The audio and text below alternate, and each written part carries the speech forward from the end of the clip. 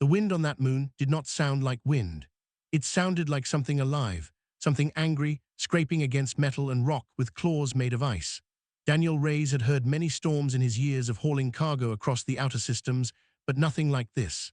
His shuttle had been thrown sideways by a sudden gust 3 hours ago, and now it lay broken and half buried in snow, its lights flickering weak and slow like a dying heartbeat. He was not supposed to be here.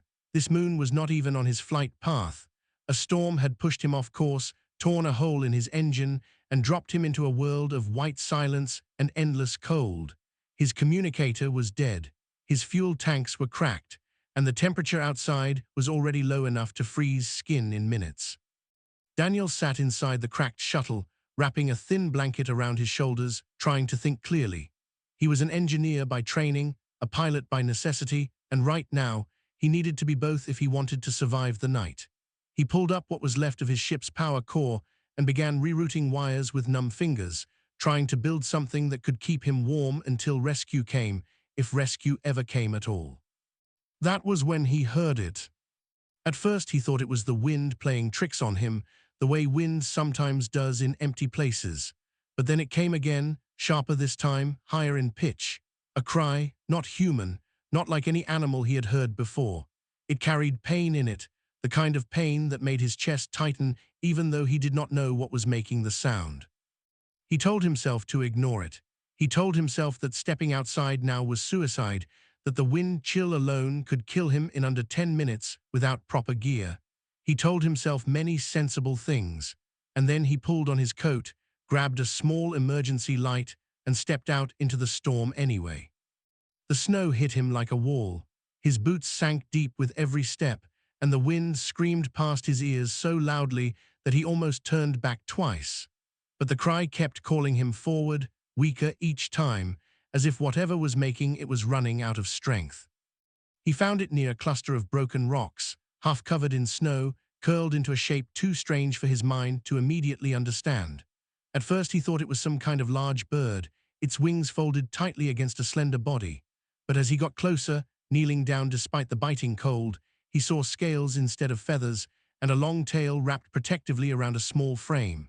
2 eyes, pale gold and wide with fear, blinked up at him. It was small, no bigger than a large dog, but its shape was unmistakable. A creature with wings, with claws, with a face too intelligent to belong to any ordinary animal. A baby dragon, or something close enough to one that the word fit better than anything else Daniel could think of. Its wings were frostbitten at the edges, thin membranes turning a sickly blue-white. It shivered violently, its breathing shallow and uneven. It looked at Daniel with an expression that needed no translation. It was afraid, and it was dying, and it did not understand why the world had suddenly turned so cold and cruel. Daniel did not think, he acted. He tore off his coat, the only real protection he had against the storm, and wrapped it around the small trembling body. The creature flinched at first, its claws twitching as if it might fight back, but the exhaustion in its body was too great, and it sank into the warmth instead, letting out a small sound that was almost like relief. He gathered the bundle into his arms, feeling the cold immediately bite into his own exposed skin, and turned back toward the shuttle. Each step back was harder than the one before. His fingers had gone numb. His face felt raw and burning at the same time. But he kept walking, because stopping now meant both of them would freeze out here in the dark. By the time he reached the shuttle, his lips had turned a faint shade of blue, and his legs were shaking with the effort of staying upright. He kicked the door shut behind him, sealing out the worst of the storm, and collapsed onto the floor with the creature still held tightly against his chest. For a long moment, neither of them moved. Daniel stared up at the cracked ceiling of his shuttle, breathing hard, his body screaming from the cold. Then he looked down at the small dragon in his arms. Its eyes had closed, but its chest still rose and fell, slow and steady now instead of frantic. He had no idea what this creature was. He had no idea if it was dangerous, if it belonged to something bigger and more powerful somewhere out there in the storm, watching. He had no idea if this single act would matter to anyone beyond this frozen night. But he knew one thing clearly, even through the fog of exhaustion and cold. He was not going to let it die alone in the snow, not while he still had breath in his body and warmth left to give. Outside, the storm continued to howl, but for the first time since the crash, Daniel Reyes did not feel completely alone. Morning did not truly arrive on that moon. The sky simply turned from black to a dull gray, and the storm outside softened just enough for Daniel to hear his own thoughts again. He had not slept, not really. He had spent the night feeding small scraps of wire and broken panel into a makeshift heater, watching the little dragon breathe, terrified that each breath might be its last. By the time the gray light filtered through the cracked window of the shuttle, the creature was still alive. That alone felt like a small miracle. Daniel sat back against the cold metal wall, exhaustion pulling at every part of his body, and looked at the small shape wrapped in his coat. Its wings had stopped shaking. Its breathing had steadied. Whatever damage the frost had done, it seemed to be healing slowly. He decided to name it, mostly because talking to something felt better than sitting in silence with only the wind for company. He chose the name Skora, a word he half remembered from an old story his grandmother used to tell him about a sky spirit who protected lost travelers. It felt fitting, even if the creature could not understand him.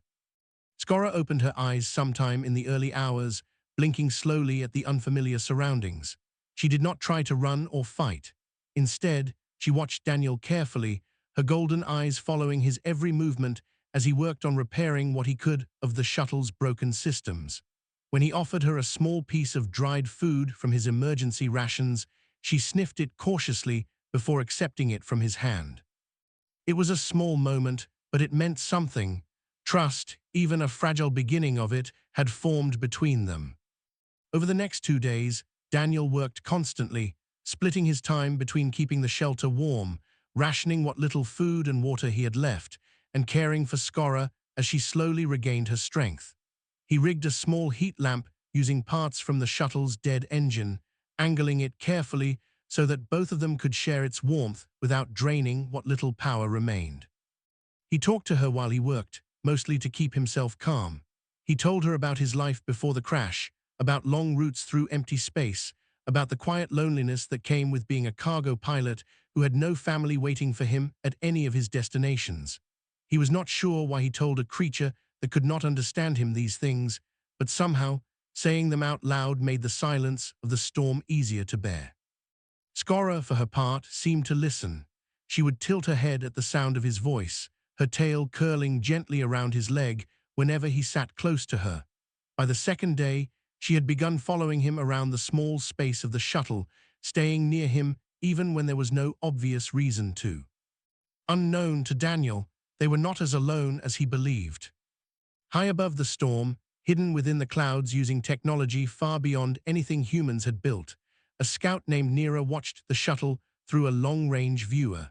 She was part of a sky clan native to this region of space, a species whose ancestors had once ruled vast territories among the stars before retreating to quieter, more hidden worlds. Her people rarely revealed themselves to outsiders, especially not to humans, whom her clan viewed as small, fragile, and mostly insignificant among the great civilizations of the galaxy. Nira had been tracking the missing hatchling for 2 days, ever since a routine patrol had reported a young one separated from her nest during the storm. She had expected to find the creature dead, frozen somewhere in the endless white. Instead, she found something she did not expect at all. She watched as the human split his rations, giving the larger share to the hatchling despite his own hunger. She watched him stay awake through freezing nights, feeding a dying heater with pieces of his own ship rather than sleep. She watched him speak softly to a creature that could not answer him, simply to make it feel less afraid. It confused her deeply. Her people had stories about humans, mostly involving greed, recklessness, and short-sighted ambition. Nothing in those stories had prepared her for this. She returned to her clan's outpost that evening, uncertain how to report what she had seen. When she described it to her superiors, most dismissed it as coincidence, or worse, some hidden human trick meant to lure the hatchling into a trap. Only Commander Harvick, an older and more thoughtful leader among the clan, paused to consider her words more carefully. "You are certain he does not know we are watching?" Harvick asked. "Certain," Nero replied. "He believes he is completely alone out there, and yet he still gave everything he had to keep her alive." Harvick said nothing for a long moment, staring out at the storm still raging in the distance. It was rare, even among their own kind, to witness such selflessness without any hope of reward or recognition. If this human's actions were genuine, it would mean something important, something that could not be ignored. Back in the shuttle, unaware of the eyes watching him from above, Daniel wrapped another loose wire around the heater, coaxing a little more warmth from the dying machine. Skora curled closer against his side, her breathing calm, and even now, her golden eyes half closed in something that almost looked like trust. Outside, the storm showed no signs of ending, but inside that small, broken shuttle, something new had quietly begun, a bond neither of them fully understood yet, but one that neither of them was willing to let go. On the fourth day, the storm decided to remind Daniel that it was not finished with him yet. It began as a low hum in the distance, a sound he had learned to fear over the past few days. He had come to recognize the small warning signs of the moon's weather patterns, the way the wind shifted direction just before a new wave of snow rolled in, the way the temperature dropped sharply in the hour before a real storm hit. This time, the signs were worse than anything he had felt since the crash.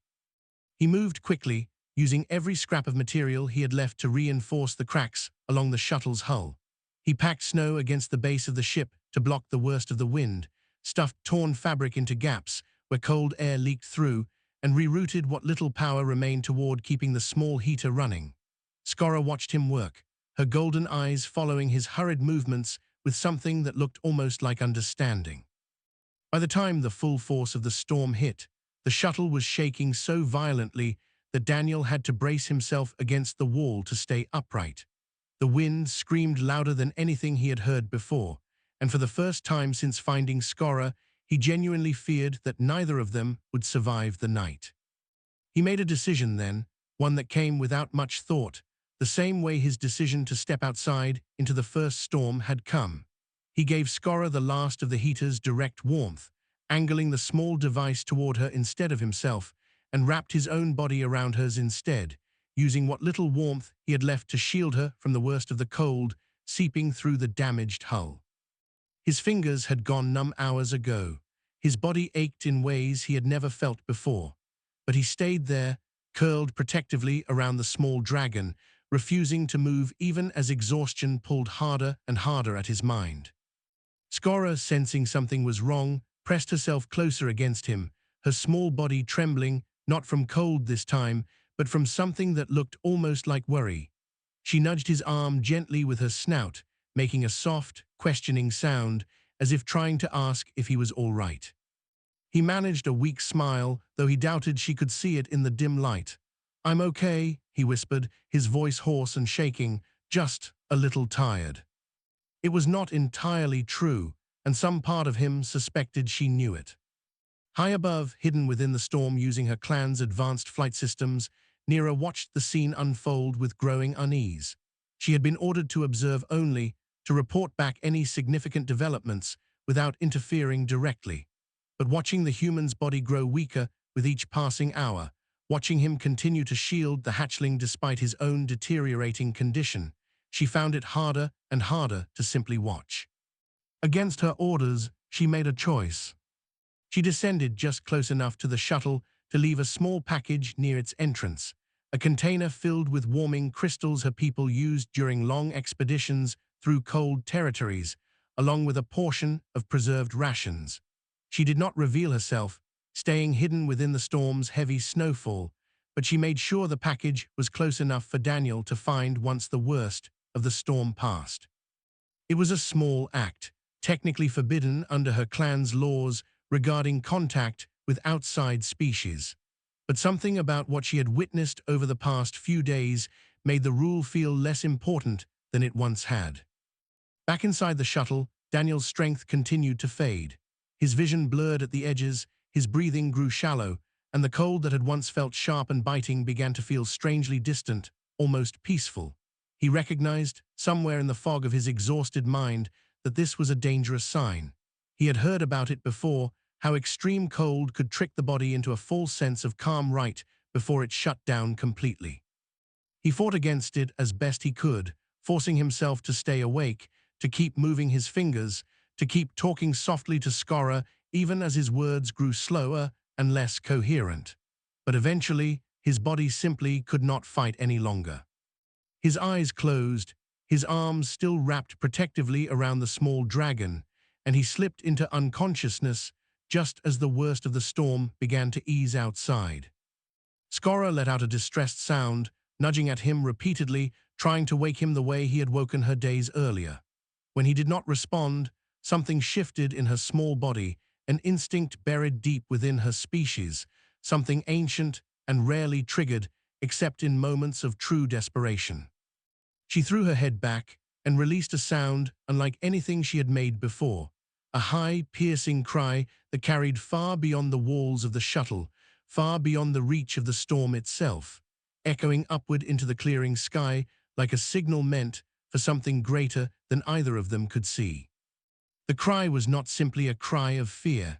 It was something older, something written into the very core of her species, a call reserved only for the rarest of circumstances, a call that, once heard by the right ears, could not be ignored.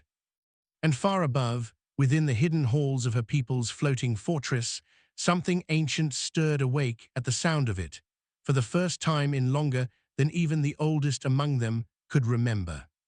The sound reached the floating fortress before the storm's echo had even fully faded. Inside the great hall of the Sky Clan, elders who had lived for centuries froze mid-conversation, their heads turning sharply toward the direction of the cry. It was faint, distorted by distance and weather, but unmistakable to anyone who had studied the old records of their species. It was a bond cry, a sound so rare that most of the clan had only ever read about it in ancient texts, never actually heard it with their own ears. Commander Harvick, who had been reviewing Neera's earlier report with quiet skepticism, rose from his seat the instant the sound reached him. His expression shifted from doubt to something far more serious. "That cry," he said slowly, "has not been recorded in over 300 years." An older member of the council, a silver-scaled elder named Torren, stepped forward with visible alarm. A bond cry means a hatchling believes its life depends entirely on another. It is not triggered by simple fear. It requires true, absolute trust in a protector. Harvick's eyes narrowed. The human. Neera, still present in the hall after delivering her report, straightened immediately. He collapsed, protecting her from the cold. "I saw it happen just before I returned." The hall fell into tense silence. Under normal circumstances, the Sky Clan avoided direct contact with outside species, especially humans, whom their history remembered mostly as reckless, quick to violence, and unpredictable in their ambitions. But the bond cry was not something their laws had ever accounted for being triggered by an outsider. It complicated everything. Harvick did not hesitate long, whatever uncertainty he had about humans. The ancient laws governing the bond cry were absolute. If a hatchling had genuinely bonded with a protector to this degree, ignoring the cry was not simply against tradition, it was considered one of the greatest failures a clan could commit. "Prepare a retrieval team," Harvick ordered. "We move immediately." The fortress shifted into motion, massive engines humming to life as several smaller flight vessels detached from its base, cutting through the last remnants of the storm toward the crash site. Neera insisted on joining the team, and Harvick allowed it without argument, recognizing that she likely understood the situation better than anyone else present. By the time they reached the broken shuttle, the storm had cleared into a pale, quiet morning. The vessels landed carefully around the wreckage, and armored clan members moved swiftly toward the entrance, weapons ready but lowered, uncertain what to expect. Inside, they found Daniel exactly as Neera had last seen him, collapsed on the floor with his arms still wrapped tightly around Skora, his body dangerously cold, his breathing shallow and weak. Skora, upon seeing the armored figures enter, immediately curled protectively over Daniel's chest, baring small teeth in a warning display despite her exhaustion, refusing to let anyone near him. It took several long moments and careful words from Neera, speaking gently in their own language, to calm the young dragon enough to allow the medical team to approach. Even then, Skora refused to move more than a few inches away, watching every action with sharp, wary eyes. The clan's healers worked quickly, using advanced medical technology far beyond anything available to Daniel's own people, stabilizing his body temperature and treating the early stages of severe frostbite before it could cause permanent damage. Harvick stood back, watching the scene with a thoughtful expression, taking note of how fiercely the hatchling defended a creature not of her own species. Once Daniel was stable enough to be moved, the team carefully transporting both him and Skora aboard one of the smaller vessels, preparing to return to the floating fortress. Neera remained close throughout the process, feeling a strange sense of responsibility toward the situation she had first discovered. As the ship lifted off from the frozen moon, leaving the wreckage of Daniel's shuttle behind, Harvick studied the readings from the medical scanners with quiet interest. He gave nearly everything he had, Harvick said, more to himself than to anyone else. Food, warmth, rest, all of it for a creature that was not his own, from a species he likely knows almost nothing about. Torren, standing nearby, frowned slightly. It could still be coincidence or manipulation. Harvick shook his head slowly. No creature manipulates its own body into freezing itself to death for the sake of appearances. Whatever this human's reasons were, they were genuine. He turned his gaze towards Skora, who remained curled protectively beside Daniel's unconscious form even as the medical team continued their work. The bond between them was clear, undeniable, and according to the oldest laws of their people, it now carried consequences that extended far beyond a single hatchling and a single human. When he wakes, Harvick said quietly, we will need to decide what this means, not just for him, but for all of us.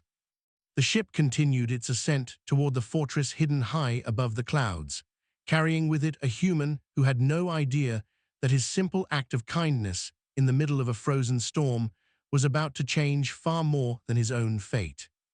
Below them, the storm had finally ended, leaving behind a still, silent moon that would soon become nothing more than a distant memory in a story that was only just beginning.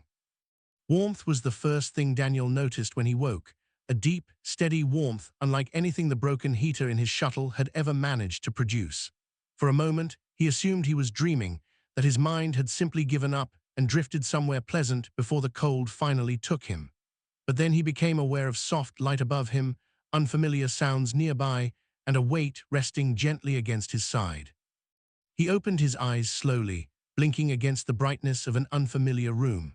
The walls curved in ways no human architecture ever did, smooth and organic, almost like the inside of a massive shell. He was lying on some kind of soft platform, blankets made from a material he did not recognize wrapped around him. And beside him, curled contentedly against his ribs, was Skora.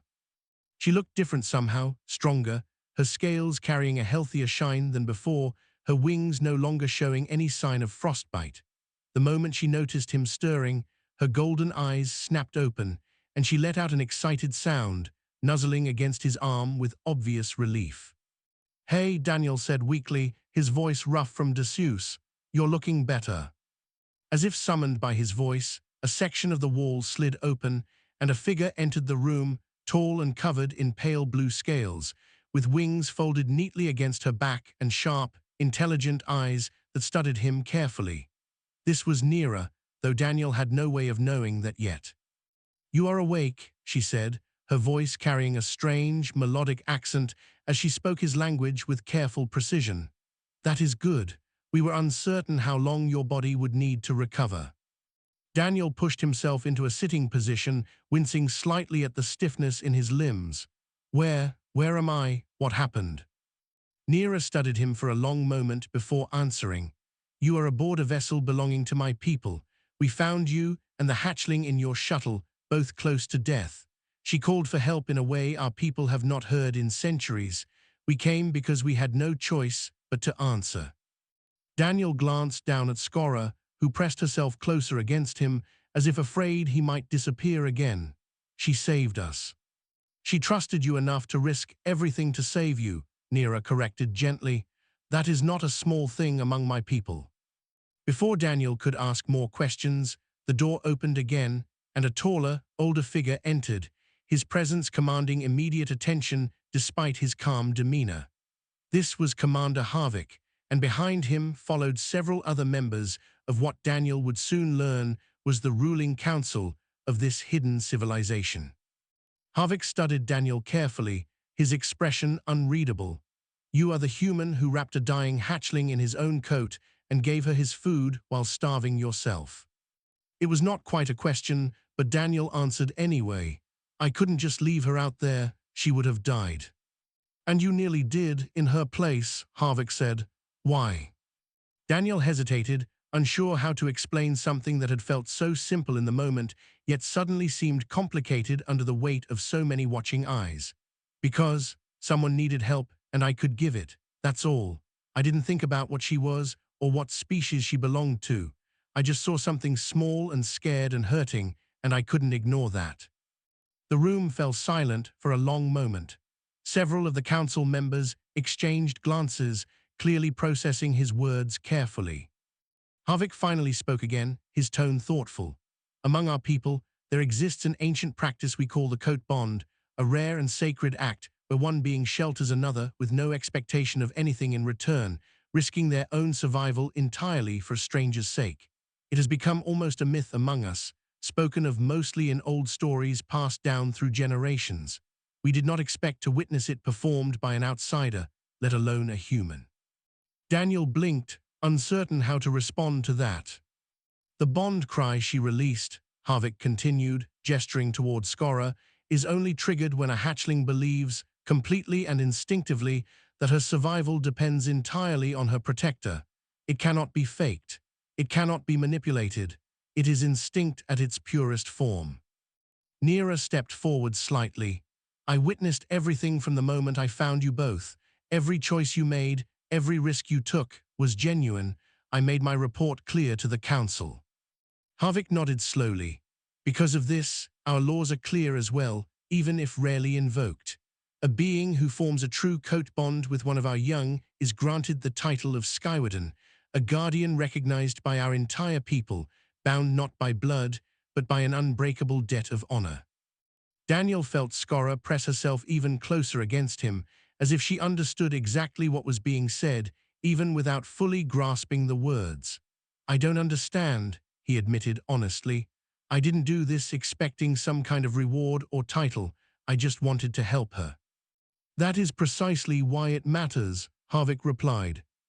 A bond given without expectation is the only kind our ancestors ever considered true. You did not seek this honor, and so it is given to you freely in the same spirit you gave your protection. Torren, standing near the back of the group, finally spoke, his tone slightly less certain than the commander's. It has been centuries since our people extended such recognition beyond our own kind. This decision will not be without consequence, both for him and for us. Harvick met Daniel's eyes directly. You are no longer simply a stranded traveler we happen to rescue. You are now bound to our people through her, whether you fully understand what that means yet or not. What you choose to do with that bond, however, remains entirely your decision. Daniel looked down at Skora, who gazed back up at him with quiet, trusting eyes, completely unaware of the weight of the conversation happening around her, caring only that the man who had saved her life was finally awake and safe beside her once again. For the first time since his shuttle had crashed onto that frozen moon, Daniel realized his simple act of kindness had opened a door into a world far larger and stranger than anything he had ever imagined, and there was no going back to the life he had known before. News does not travel quickly across empty space, but among a civilization as ancient and connected as the SkyClan, certain stories move faster than any ship ever could. Within weeks, the tale of a lone human who had wrapped a freezing hatchling in his own coat, sacrificing his food, his warmth, and nearly his life, had spread across every settlement and outpost belonging to Harvick's people. At first, many refused to believe it. Humans, in the old stories passed down through generations of the Sky Clan, were remembered as impulsive, self-interested, and often dangerous. The idea that one of them would risk everything for a creature not of his own species, with no hope of reward, seemed almost impossible to accept. But the evidence stood clearly before them, living and breathing, in the bond between Daniel and the young dragon who refused to leave his side. Daniel spent the following months aboard the floating fortress, slowly adjusting to a life he never could have imagined before the crash. He learned the basic customs of the Sky Clan, shared meals with Nera and members of the council, and watched with quiet amazement as Skora grew stronger and larger with each passing week, her wings gaining the strength and grace typical of her kind. He was given quarters within the fortress, simple by their standards but comfortable enough for him, and slowly, cautiously, the clan began to open up more of their world to him. He learned their history, the rise and near collapse of their ancient empire centuries ago, and their choice afterward to retreat from galactic affairs, hiding among quiet, unreachable corners of space, wary of outsiders who might exploit their strength for selfish purposes. It became clear to Daniel, the more he learned, why his simple act of kindness had mattered so deeply to them. In a galaxy filled with beings who sought power, control, and advantage, an act of selfless compassion with nothing expected in return was rare enough among their own kind, let alone from an outsider they had every reason to distrust. Word eventually reached human territories as well, carried through scattered trade routes and cautious diplomatic contacts the Sky Clan slowly began establishing. At first, most human authorities dismissed the reports as exaggerated rumors, stories twisted through translation and distance. But as more details emerged, verified through official channels between the two civilizations, the truth became impossible to ignore.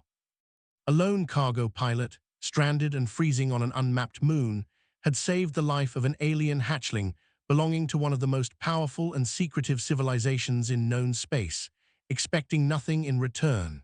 And in doing so, he had opened the very first genuine bridge of trust between humanity and a species that had remained hidden for centuries. Daniel never sought recognition for what he had done. When human diplomats eventually arrived to formally acknowledge the new alliance forming between the two peoples, he remained mostly in the background, uncomfortable with the attention his simple act of kindness had generated. He was not a hero by his own definition, simply someone who had refused to let a small, frightened creature die alone in the snow. Skora, however, grew into something far greater than either of them could have predicted that first freezing night. As the years passed, she matured into a powerful adult of her species, her wings casting wide shadows across the skies of worlds she now helped protect.